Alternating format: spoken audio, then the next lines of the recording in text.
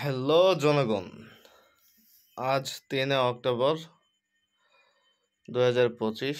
ইসলামী ব্যাংকের অফিসিয়াল যে ফেসবুক পেজটি রয়েছে এটি হ্যাক হয়ে গিয়েছে। তো অবশ্যই আপনারা সচেতন থাকবেন। এই ইসলামী ব্যাংক থেকে যদি কাউকে মেসেজ করা হয় তাহলে কোনো রিপ্লাই করবেন না।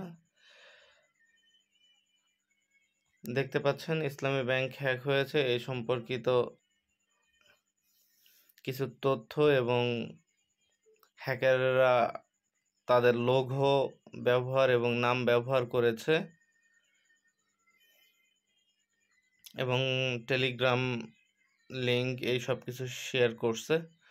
তো অবশ্যই সচেতন থাকুন। আশা করা যায় খুব শীঘ্রই ইসলামী ব্যাংক তাদের ফেসবুক পেজটি ফিরে পাবে।